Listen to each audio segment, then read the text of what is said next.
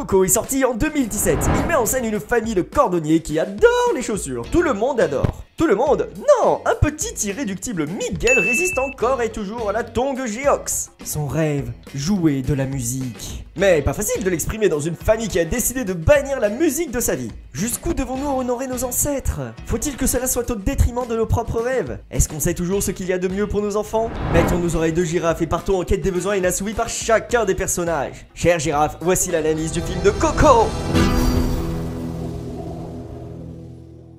Tu es tout maigrichon, Miro. Prends-en un peu plus. Non, gracias. Je te demande si tu veux reprendre des tamales. Si. J'étais sûr que tu dirais oui. Waouh, là, elle est clairement en train de dire vas-y, reprends-en, sinon ça va barder. Et là, qu'est-ce qu'il fait Miguel? Bah, il accepte, parce qu'il a peur, c'est de la violence psychologique. Pour tenter de l'exprimer de manière non violente, on aurait pu essayer comme ceci. J'aimerais que tu sois en bonne santé, j'aimerais éprouver de la joie à partager ce que j'ai préparé pour toi, j'aimerais contribuer au bon développement de ton corps d'enfant, et que grâce à moi, tu sois grand et fort. Voilà, c'était un exemple facile pour reconnaître les traces de violence dans le quotidien dans une famille. Et on va utiliser le même mécanisme dans tout le reste de la vidéo. Essayons de nous intéresser à un sujet un petit peu plus complexe. Ah bah voilà, on pourrait prendre le sujet du film par exemple. Comment faire quand le petit veut faire de la musique dans une famille qui a décidé de la bannir de sa vie? C'est parti. Commençons par la grand-mère, Abuelita. Pas de musique. Pas de musique.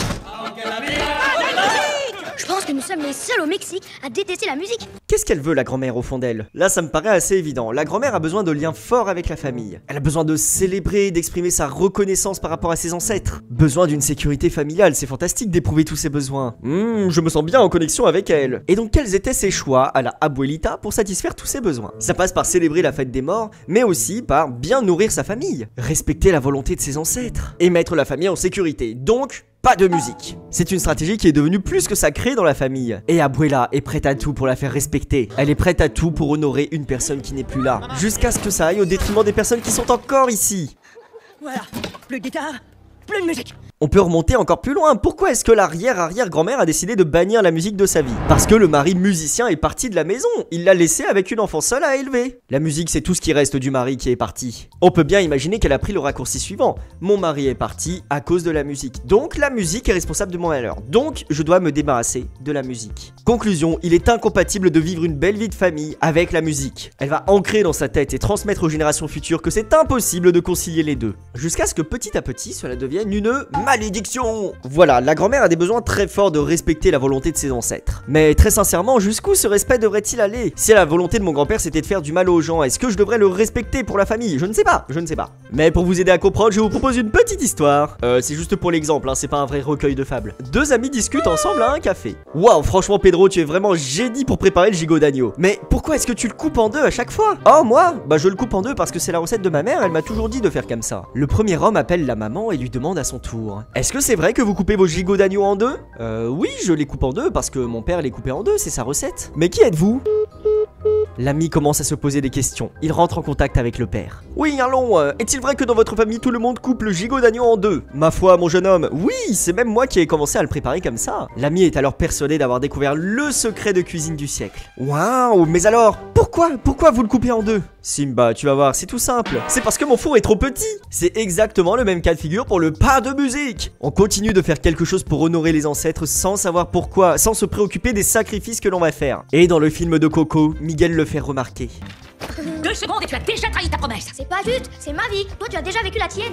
Maintenant que nous avons vu les besoins inassouvis par la grand-mère, il est temps de passer aux besoins de Miguel. En fait, la méthode est simple, hein, c'est toujours la même. Les besoins, les demandes, comment on fait pour concilier les deux? Si vous avez l'habitude de regarder mes vidéos, vous savez de quoi je parle. Et vous êtes de plus en plus à vous abonner à cette chaîne, c'est fantastique. Nous allons créer une armée de girafes et reconquérir le monde. Oh, et pour les autres qui découvrent la chaîne, bienvenue à vous. Bienvenue dans le monde des girafes où tout le monde il est gentil, tout le monde il est content et puis il y a des petits anges tout nus. Miguel. Qu'est-ce qu'il souhaite, Miguel? C'est tout simple. Miguel veut vivre de sa musique. Toutes les émotions qu'il vit à l'intérieur de lui le conduisent vers la musique. C'est un élan de vie tellement fort qu'il préfère mourir que de ne pas faire de musique. Et tenter de contenir cet élan, c'est comme tenter de tenir un cheval énervé. C'est agréable ni pour vous, ni pour le cheval. À un moment du film, il rencontre un musicien sur la place.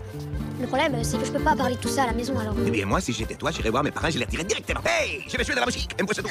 Je pourrais jamais dire ça. Tu veux être comme ton héros? Alors inscris-toi.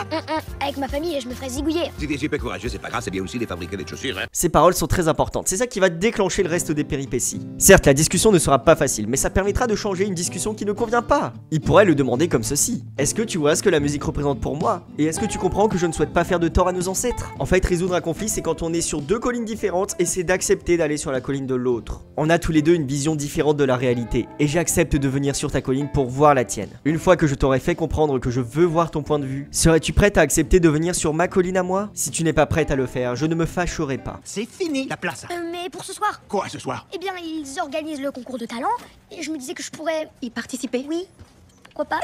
Il faut du talent pour se présenter au concours des talents. Qu'est-ce que tu vas faire? Tirer les chaussures? Oh, c'est Dia de los Muertos. Personne n'ira nulle part. Ce soir, on reste en famille. Bon, malheureusement dans le film il tente une approche, il se fait moquer, mais au moins c'est sorti. On voit parfaitement bien que Miguel adore sa famille, et il n'a vraiment pas envie de choisir. Tout ce qui pourrait débloquer la situation à ce moment, c'est que la famille comprenne qu'il n'a pas envie de choisir entre les deux. Il veut vivre l'amour pour sa famille et la musique en même temps. Alors, comment allons-nous faire pour résoudre tout ça? Il y a un conflit déchirant entre Miguel et le reste de la famille. Et là, l'origine du conflit est que chacun veut satisfaire des besoins par des stratégies qui sont pas compatibles. Miguel a besoin de jouer de la musique, Abuela a besoin de ne pas jouer de la musique. Enfin, tant qu'on verra ces prépositions comme des besoins, on restera bloqué dans notre dispute. Mais tout va changer à partir du moment où on les verra comme des stratégies qui vont satisfaire des besoins. Ce qui est cool avec ce prisme de lecture, c'est qu'à partir de là, on a beaucoup plus de choix. Une stratégie, c'est limité. Si on ne peut pas le faire, on va être malheureux. Par exemple, si j'ai besoin d'aller sur la Lune, mon besoin va être de m'accomplir, de me surpasser, d'explorer. Si je peux pas le faire, je serai malheureux. Mais si je me mettais au Rubik's Cube à la place, ça pourrait me satisfaire de la même manière.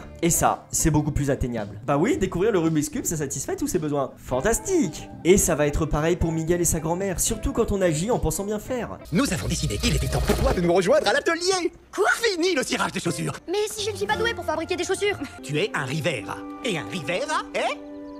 Cordonnier, bottier, de génération en génération. Ça, c'est mon fils.